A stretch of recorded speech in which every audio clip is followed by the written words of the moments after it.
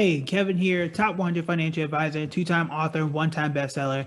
And we're here to talk about the stock market. We also have a very special announcement that I'm going to tell you guys about near the end of the video. We won't be long. Make sure that you hit the share button right now because I'm going to help you to save just a little bit of money because a lot of us, especially beginners, we're not good at choosing the best investments. I was not the best at choosing investments when I first started either. So you're not in the boat by yourself. I do want to help you out right now. All right, so you had a chance to share. Let's go ahead and get right into it.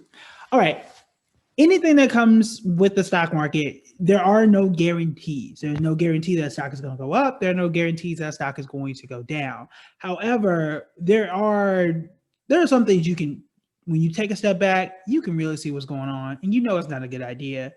But you got to get out of the hope syndrome where you just hope that a stock goes up, and you want to be able to do some basic research, and you want to be able to just avoid entire stock market areas, what we call sectors, all together. Yes, sometimes you're going to be lucky and get something right. Most of the time you're not, and it's okay to be wrong from time to time. But I do want to explain what's going on, what you want to avoid, and what people are not avoiding right now. As you see, this is CNBC. This is CNN business. Movie theaters are struggling to survive the pandemic. Who is that news to?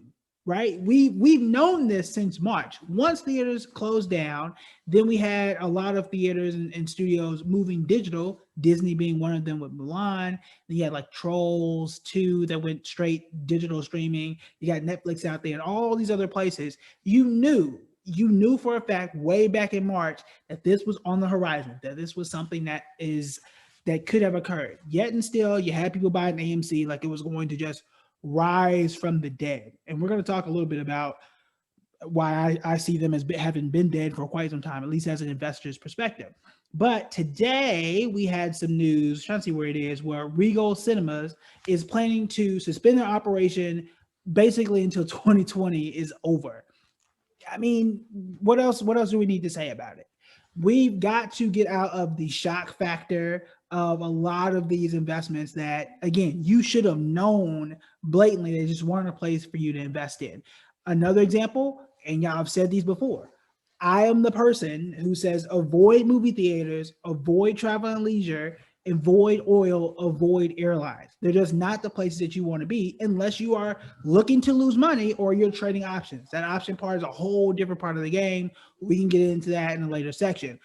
But those are the places going to see the most losses. And some of us will say, well, are they going to go bankrupt? They may not. There is a chance that AMC, American Airlines, ExxonMobil, they may not go bankrupt, but that does not mean that they are going to rise to the level of where the Apples and the Googles and the Amazons are on a regular basis. A stock can come back and come right back to normal, which wasn't all that great to begin with. Investing does not have to be complicated. And I think that's where we get into it. A lot of us, especially as beginners, we get in thinking, I gotta find like that next big thing. I gotta zig when everybody else is zagging. I gotta find the one thing and do the opposite of what everybody else is doing. That's not true. You don't have to do that at all. Sometimes the best choice is the obvious choice. Sometimes the best choice is getting a regular plain index fund and minding your business. Sometimes the best choice is, oh, look, Amazon's growing. It's been growing for the better part of, I don't know, 10 years or so. Maybe that's where I want to go. It doesn't have to be super difficult. It doesn't have to be super difficult. It doesn't have to be counterintuitive. You don't have to look under every rock to find the absolute best thing. That's how I see a lot of people falling into, well, no one's going to theaters. Let me go get that. Nobody's going to airlines. Let me go get that. No, you're going to go and get another L and you're going to continue to lose money if you start to do that. And I want to show you here another reason why this happens, because yes, there are some times where it makes sense to continue buying when things are falling, but that there's an asterisk there. Yes, if it's temporary. No, if it's been falling for the better part of 3 years. This is AMC. This is AMC. I did max. I thought I just did 5 years. But AMC 2016, they have not gotten back to that level since 2016. It's going on 4 years of them falling off the map. So yeah, they can return, but return to what? Return to like 2018? Return to 2017?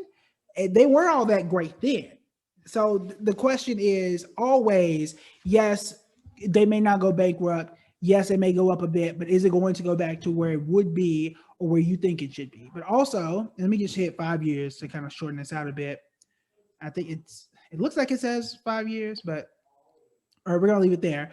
But let's compare it to a company that I've been telling y'all about, I've been raving about the whole time. Yes, we know tech sector blows everything out of proportion. But what if you had been doing what I've been talking about for quite some time? What if you did just a super simple Dollar General, which again, you want to see if it fits for you and your goals, but we've talked about it here on the channel, on the show for a while now. During that same time, assume this wants to show up for me, and it's not the minute that I want to talk about it doesn't want to show up.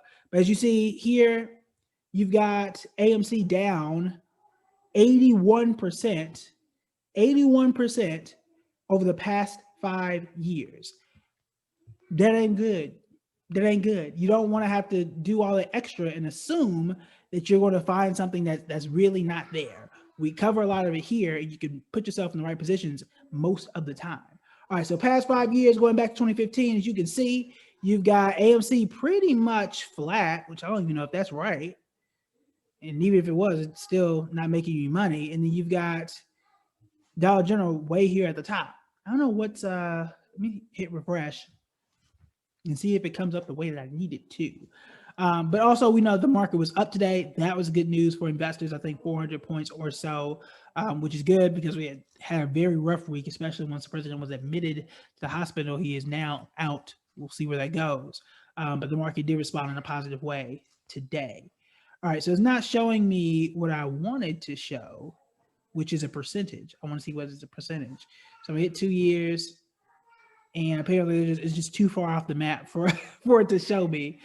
So what we're going to do is you can see on the left-hand side that AMC is down 76% over the past 2 years, and it doesn't show me what Dollar General is. So it'll want to cooperate. That's fine. You can do it at home. But you can see here, again, you don't have to try and do extra and try and do the most to find the best stock. It's really, it's not that hard. It's not that hard. One of the reasons why it's not that hard is, one, you do have resources like the Investors Toolkit to help you do that. It's always here. I'll make sure that link is above, but we talk about how to find the best stocks.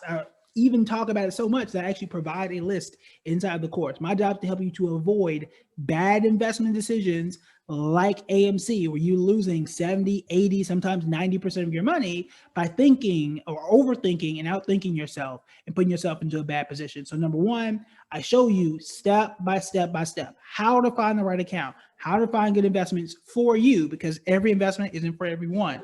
I give you a list and show you how to start investing. But also, before you invest, I'll show you how to test out those ideas. So you can see like, oh, I would have lost how much money before you put money into it. And that's what helps you to become a better investor without taking those lumps like most investors do. I don't want to lose money while trying to figure out how to make money. That don't make sense. That don't make sense to me. I don't think that makes sense to you. So that's one reason why you want to check out the Investors Toolkit. You also get a payment plan too. If you're looking into that, you can use the code generational2020 to save $200. That makes your first payment just $149, and then the rest of the payments every 30 days after that. Again, you have to scroll all the way to the bottom. I don't know why it's at the top, but there is the payment plan option if you so choose. So we'll make sure you check out the Investors Toolkit, share the video, and now it's time to get to our announcement. All right, so I applied for a grant. I was awarded said grant from the Plutus Foundation, our friends at the Plutus Foundation. They are advocates of financial literacy, especially really for everyone, but they are supportive of content creators, I guess you can call me that, and financial literacy people of color as well. So I am starting the Legacy Project. You will find a whole bunch more detail here pretty soon, but I will give you a quick summary. So me, Building Bread, us, y'all, I'll be conducting a series of workshops specifically for parents with kids under the age of 1 in Tulsa, Oklahoma, my hometown of Tulsa, Oklahoma, also known as Black Wall Street. So we're going to talk about 529s, talk about building wealth as kids And then at the end of the program, we're actually going to give like the first $100 or so, as my kid runs around in the background, give about $100 or so to every family that's there to start building wealth right there. So you get to learn about investing from me and from other people that I'm going to hopefully pull into this project as well. You're going to invest and you're going to grow everything from there. So if you are in Tulsa, if you have a child if you have a child under the age of 1, you definitely want to find out and learn more. So I'll be rolling out stuff. This was just announced today. So you'll get more information. I'll let y'all know where to sign up. For those who are not in Tulsa, I will figure a way for you guys to get involved as well. But I'm extremely excited because one thing that happened to me that allowed this whole thing to happen is 10 years ago, when I started Building Bread, I had the audacity, or I call it a mistake, but whatever.